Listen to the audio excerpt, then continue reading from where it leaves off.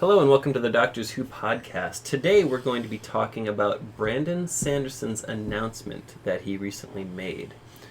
Stick around because it's interesting, fascinating, and potentially groundbreaking. And lucrative.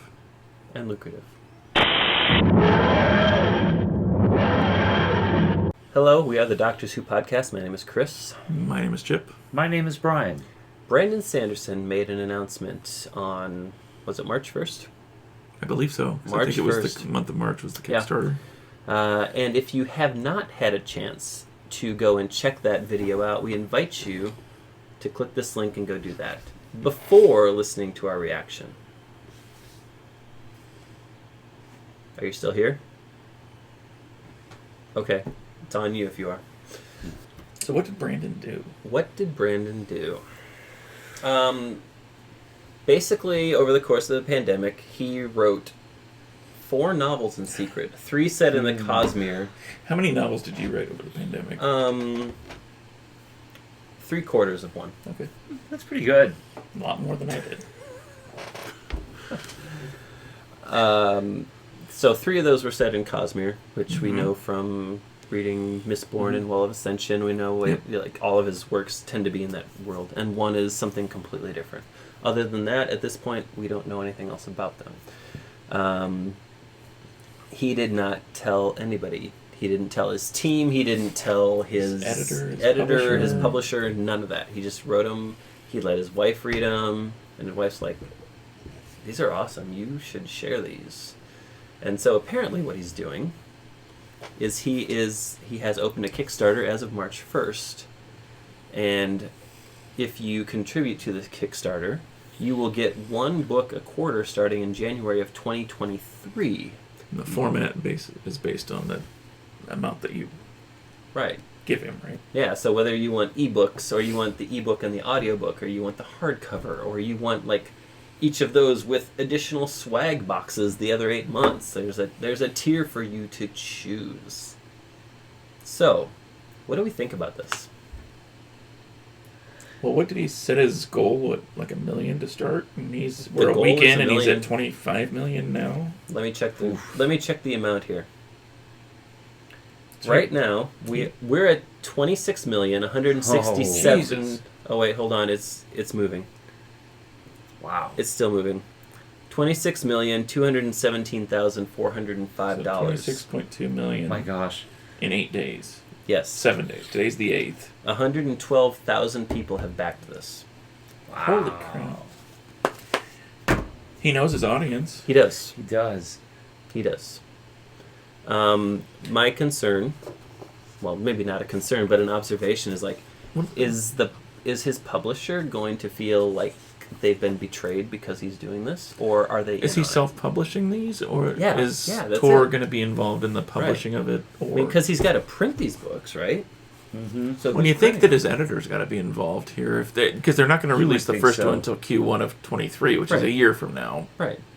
A little less. And I would also argue that the publisher is probably still getting some kickbacks. If we look at some of the options, like the swag bags, if he's doing swag bags for Mistborn or other things, I would imagine they have the rights, like the editor or the publisher has rights to those. Technically, it's called a swag box. Swag box. Oh, my bad.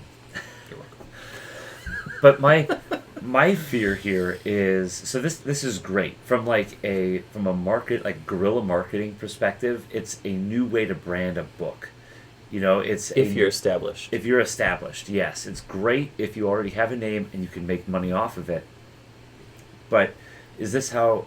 I don't know if I would like this to be how all major books are released in the future. Right. What I'm pleased to see about this, though, is how many people are reading. You know, that's a good point. A lot of you know, I think about all the people I know that don't read, and it just floors me that it's like, well, why don't you read it? Books are awesome. They're fun. It's a great way to just kind of get lost for a few hours. But it used to be, I just remember when, like Stephen King books would come out and there'd be like so many 100,000 copies sold. If he's got 112,000 pledges on this in less than a week. Yeah. So you just wonder how many books he's moving when he releases a new book. I will say, in the normal channels, but this is to your comment. Impressive. One of the things in the last few months, we'll say beginning of 2022, that my wife and I have been doing is after the kids are in bed, each of us just picks up our own book and we read for an hour to an hour and a half. We don't turn on the TV or anything like that. We just sit there and we read our books. Mm-hmm. And that's something that we hadn't done in the past, and it feels great to kind of get back into that, because it, you have kids and your life turns on its ear, right? Mm-hmm. Mm-hmm. It doesn't stop either. No. But my kids are older than yours, so yeah. We've got one out of the house. One still lives there, but he's 20. But usually we'll eat dinner, we'll sit down, we'll watch a show or something. And then usually by about 8 or 8:30, we lay down and we read for an hour or so before we go to bed. Yeah. So, and we've done that for the last couple of years, and even before the pandemic. And it's just, it's a good thing. I enjoy it. I like it. So, but she's only written one book that I've read. She did read Dune. Would you tell her to get on the wagon? I try. On the wheel. On the wheel. No, don't get on the wheel. As it weaves. Of time. Wheel of time. Yeah. No, not anyway. The wheel. Not the wheel. The wagon. We have some similar interests, but yeah. But we also have different interests, which makes it interesting when shows come out. It's like, oh, I read that one, or she read this one. Sure. It's like, oh, let's give it a chance. But back to Brandon. Mm-hmm. 26 million in 8 days. What a That's genius insane. marketing move, though. Yeah.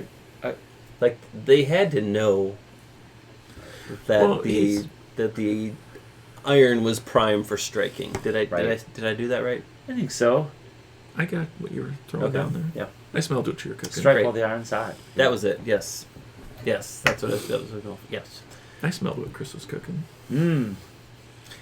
If I could sufficiently raise one eyebrow, I would. But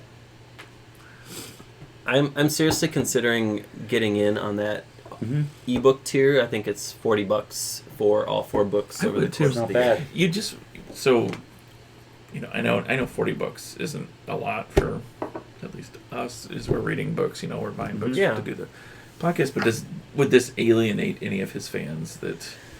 I think it may depends. like his books, or maybe check his books out from the library. Maybe is this Kickstarter the only way we're going to be able to see them? Will they release them eventually? Will it be 2023? Are they going to go into 2 years from now? Is they going to release them through Amazon? I think that's the question. And I would assume they would. I mean, again, this is like a money thing where they're not going to stop and limit the publishing just this one time. It's going to be a second release. And maybe that's where the publisher comes into play. It's like, that could be. It's like, okay, you get a small kickback of what we make, yep, but we're going to go through traditional publishing routes after 2023 that would is make done. sense. I don't know. It's an assumption on my part, but well, what format? So if it's an ebook, what format is it going to be in? Because I know Kindle's got theirs. I don't know what other ebook formats are out there. I know there's a couple of them. Sure. I don't think it's going to be a Microsoft Word file delivered to your computer. But it wouldn't be an Amazon format if they're not distributing it through Amazon. No, right. But so the Well of Ascension ebook, which I own, says the author and publisher have provided this ebook to you without digital rights management software applied, so that you can enjoy reading it on your personal devices. This ebook is for your personal use only. You may not print or post this ebook, blah, blah, blah. So if it's an EPUB format, it's going to work across whatever device you have. And if they continue to do it without the DRM on it, which maybe they won't since it's the Kickstarter, I don't know. But, yeah. I don't know. That's a good question, though. I hadn't considered that. It'll be fun to...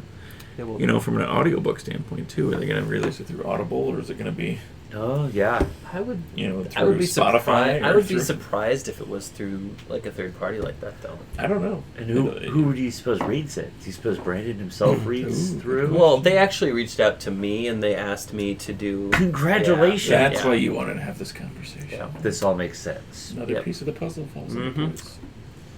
So while I'm collecting my royalty checks, you son of a. I'll try not to forget the little guys. Oh, jeez. Well, no. For the record, I am not the narrator for his audiobooks. Yet. Being the operative word. All right. We would love to hear your thoughts. Is this a good move? Is this a bad move? What are the possible repercussions or ramifications of these actions? Or are Will there Brandon any? Sanderson retire after this and quit writing? I mean, he could, but I don't think he will I don't because think he will either. I don't think he can stop telling stories. No. What? This goes to the discipline of him as a writer. So in 2 years, he churned out 4 books, plus another Stormlight, yeah. Stormlight Jeez. Archives book. Yeah. And there's a 5th one too that he talked about that was like wants to do as a graphic novel or For like Could we like a kids or something. an right? adult type. Yeah. thing. Could we like bottle up some of his ambition, give it to Patrick Rothfuss, and force feed it to him? Him and George R. R. And Martin. George R. R. Martin. Yeah. I don't really care if George R. R. Martin finishes, to be honest. No, But I do want Patrick HBO Rothfuss finished his to finish. story anyway. So And unfortunately, House of the Dragon looks pretty good. But anyway, Yeah. Anyway, yeah, I want Rothfuss to finish King Killer. So. yes, let us know. Let us know what you think. Also, we invite you to hit the subscribe button. The bell notification will let you know when we publish new content. And the thumbs up is something we always enjoy. If you really want to do a thumbs down, that's your prerogative. We won't judge you too hard. Thanks for joining us. We look forward to seeing you next time. And in the meantime... How long?